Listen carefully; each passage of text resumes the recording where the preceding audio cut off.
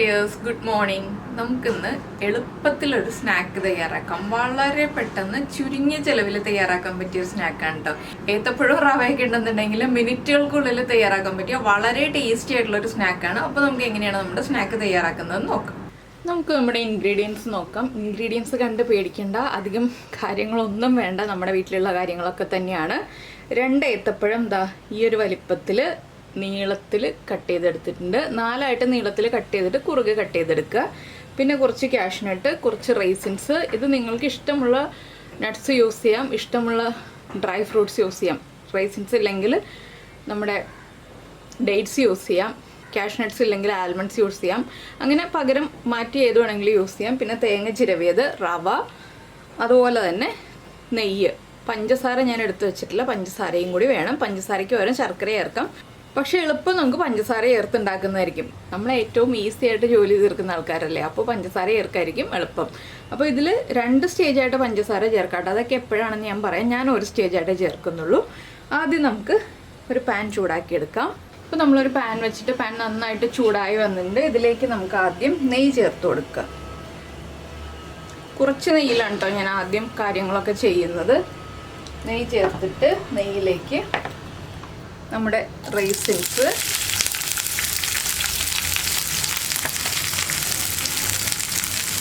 റൈസിൻസിൻ്റെ കൂടെ തന്നെ നമുക്ക് കാഷ്നട്ട് ഇട്ട് കൊടുക്കാം.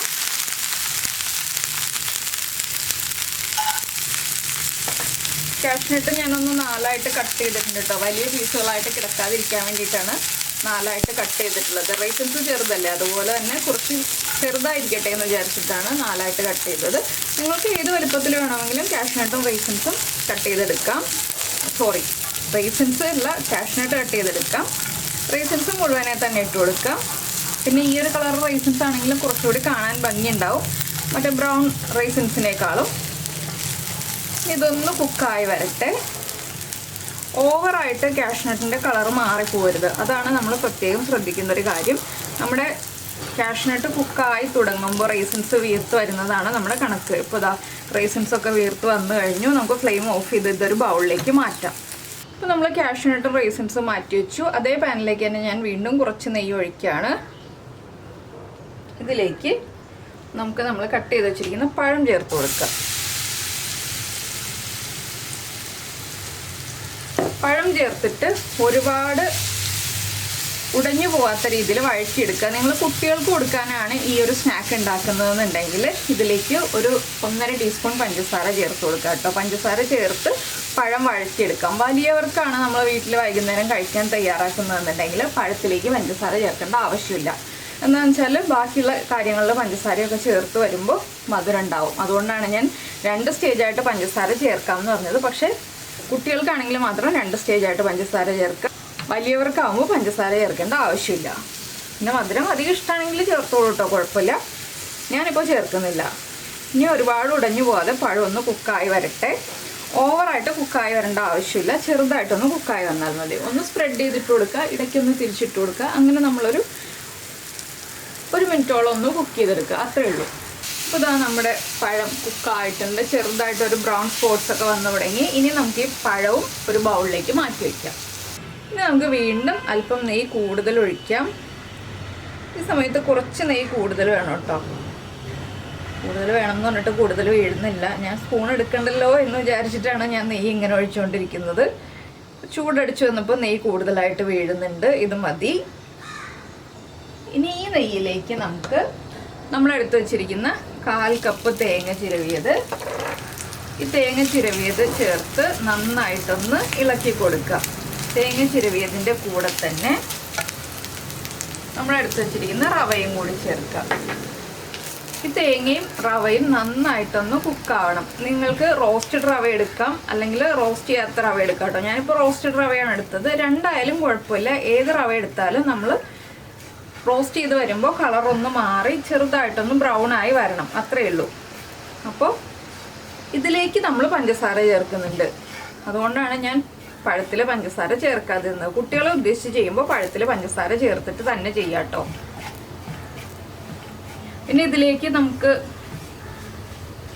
കൽക്കണ്ടം ചേർക്കാം. പഞ്ചസാരയ്ക്ക് പകരമായിട്ട് കൽക്കണ്ടം, ചെറിയ കൽക്കണ്ടം ഉണ്ടെങ്കിൽ ചെറിയ കൽക്കണ്ടം ചേർക്കാം പഞ്ചസാരയ്ക്ക് പകരമായിട്ട്, അല്ലെങ്കിൽ വലിയ കൽക്കണ്ടം പൊടിച്ച് ചേർക്കാം. ഞാനിപ്പോൾ പഞ്ചസാര തന്നെയാണ് ചേർക്കുന്നത്. ഇനി നമ്മൾ ഇതിലേക്ക് ചേർക്കാൻ പോകുന്നത് ഒരു 1/4 ടീസ്പൂൺ ഏലക്കപ്പൊടി. ഏലക്കയും പഞ്ചസാരയും ചേർത്ത് പൊടിച്ചു വെച്ചിരുന്നതാണ്. നമുക്കിതുപോലെ പെട്ടെന്ന് സ്നാക്കുകളൊക്കെ തയ്യാറാക്കേണ്ടി വരുമ്പോൾ ഇതുപോലുള്ള പൊടികളൊക്കെ തയ്യാറാക്കി വെക്കുകയാണെന്നുണ്ടെങ്കിൽ എളുപ്പത്തിൽ റെഡിയാക്കാവുന്നതേ ഉള്ളൂ. ഈ ഒരു പ്രോസസ്സ് മാത്രം കുറച്ച് സമയം എടുക്കും കേട്ടോ. ഈ തേങ്ങയും റവയും കുക്കായി വരാൻ കുറച്ച് സമയം എടുക്കും. എന്താണെന്ന് വെച്ചാൽ രണ്ടിനും കുക്കിംഗ് ടൈം കൂടുതലുള്ളതാണ്. നെയ്യിലൊന്ന് റോസ്റ്റായി വരണ്ടേ.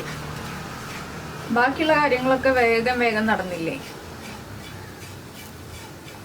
അപ്പോൾ എന്തായാലും നിങ്ങൾ ഇങ്ങനെ ഒരു സ്നാക്ക് പരീക്ഷിച്ച് നോക്കിയിട്ടില്ലെങ്കിൽ ഉറപ്പായിട്ടും ഒന്ന് ട്രൈ ചെയ്തോളൂ. കുട്ടികൾക്കും വലിയവർക്കും എല്ലാവർക്കും നന്നായിട്ട് ഇഷ്ടപ്പെടും. ഇപ്പോൾ പഞ്ചസാര ചേർക്കരുത്. നമ്മുടെ റവയും തേങ്ങയും കുക്കായി വന്നതിന് ശേഷം മാത്രം നമ്മളെല്ലാം മിക്സ് ചെയ്യുമ്പോൾ പഞ്ചസാര ചേർത്ത് കൊടുക്കുക കേട്ടോ.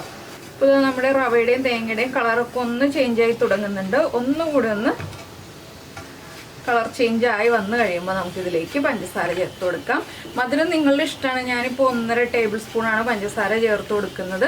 കൂടുതൽ മധുരം വേണം എന്നുണ്ടെങ്കിൽ കൂടുതൽ പഞ്ചസാര ചേർത്ത് കൊടുക്കാം. ഇല്ലെങ്കിൽ ശർക്കരപ്പാനി ചേർത്ത് കൊടുക്കാം. ശർക്കരപ്പാനി ചേർക്കുമ്പോൾ ആകെ കുഴഞ്ഞു പിടിച്ചിരിക്കും. അതുകൊണ്ടാണ് നമ്മൾ പഞ്ചസാരയാണ് കൂടുതൽ ബെറ്റർ എന്ന് പറയുന്നത്. ഇനി ഞാനിപ്പോൾ ഇതിലേക്ക് നമ്മൾ വറുത്ത് വെച്ചിരിക്കുന്ന കുറച്ച് റേസിൻസും കാഷ്യൂനട്ട്സും ചേർത്ത് കൊടുക്കുകയാണ്. കുറച്ച് നമുക്ക് ലാസ്റ്റ് ഡെക്കറേറ്റ് ചെയ്യാൻ വേണ്ടിയിട്ട് ആഡ് ചെയ്യാം. ഇതൊക്കെ ഫ്ലെയിം കുറച്ച് വെച്ചിട്ട് ചെയ്യേണ്ട കാര്യങ്ങളാണ് കേട്ടോ. ഹൈ ഫ്ലെയിമിൽ വെച്ചിട്ട് ചെയ്യേണ്ട കാര്യങ്ങളല്ല. ഇനി നമുക്ക് നമ്മുടെ ഇഷ്ടത്തിനനുസരിച്ച് മധുരം ചേർക്കാം. ഞാനിപ്പോൾ രാജീവേട്ടന് ഇവിടെ ഷുഗർ ആയതുകൊണ്ട് വളരെ കുറച്ച് മധുരമേ ചേർത്തിട്ടുള്ളൂ. ഇനി ഇതിലേക്ക് നമ്മൾ റെഡിയാക്കി വെച്ചിരിക്കുന്ന പഴം ചേർത്ത് കൊടുക്കാം. ഇനി എല്ലാം ചേർത്ത് നന്നായിട്ടൊന്ന് ഇളക്കി മിക്സ് ചെയ്യുക. പഴത്തിലേക്ക് ഈ പഞ്ചസാരയുടെയും റവയുടെയും തേങ്ങയുടെയും ഒക്കെ കൂട്ടൊന്ന് നന്നായിട്ട് മിക്സായി വരണം. അത്രയേ ഉള്ളൂ. അപ്പോൾ നമ്മുടെ സ്നാക്ക് റെഡി ആയി കഴിഞ്ഞു. ഇതിൽ നമ്മൾ പഴം ചെറുതായിട്ട് കട്ട് ചെയ്തിട്ടുണ്ടെങ്കിൽ അത്രയ്ക്ക് അങ്ങോട്ട് ഭംഗി ഉണ്ടാവില്ല. അതുപോലെ പൊതിഞ്ഞ് വരുമ്പോൾ തീരെ കുഞ്ഞായി പോയില്ലേ പഴം. അതുകൊണ്ടാണ് നമ്മൾ കുറച്ച് നീളത്തിൽ കട്ട് ചെയ്തെടുക്കുന്നത്. അപ്പോൾ ഇതാ ഞാൻ ഫ്ലെയിം ഓഫ് ചെയ്യാണ്. അപ്പോൾ നിങ്ങൾക്ക് ഈ ഒരു സ്നാക്ക് റെസിപ്പി ഇഷ്ടമായി എന്ന് വിചാരിക്കുന്നു. വളരെ എളുപ്പത്തിൽ ഉണ്ടാക്കാൻ പറ്റിയില്ല. അധികം സമയമൊന്നും വേണ്ട. ഒരു 10 മിനിറ്റ് ഉണ്ടെങ്കിൽ നമുക്ക് ഉണ്ടാക്കിയെടുക്കാൻ പറ്റുന്ന റെസിപ്പിയാണ്. എല്ലാവരും ഉണ്ടാക്കി നോക്കുക. ഇഷ്ടമായി കഴിഞ്ഞിട്ടുണ്ടെങ്കിൽ ഒന്ന് കമൻറ്റ് ചെയ്യുകയും ലൈക്ക് ചെയ്യുകയും ചെയ്യാം കേട്ടോ. ഞാൻ ഇതൊന്ന് പ്രസൻറ്റ് ചെയ്യട്ടെ. അപ്പോൾ ഇതാ നമ്മുടെ ഈസി 4 മണി പലഹാരം റെഡി ആയി കഴിഞ്ഞു. 2 പഴം ഉണ്ടെങ്കിൽ എളുപ്പത്തിൽ ഉണ്ടാക്കാമല്ലോ. അപ്പോൾ എല്ലാവരും ഉണ്ടാക്കി കഴിഞ്ഞിട്ട് നിങ്ങളുടെ അഭിപ്രായം കമൻറ്റ് ചെയ്യാം കേട്ടോ. നമുക്ക് നമ്മുടെ അടുത്ത റെസിപ്പിയുമായിട്ട് അടുത്ത ദിവസം വീണ്ടും കാണാം.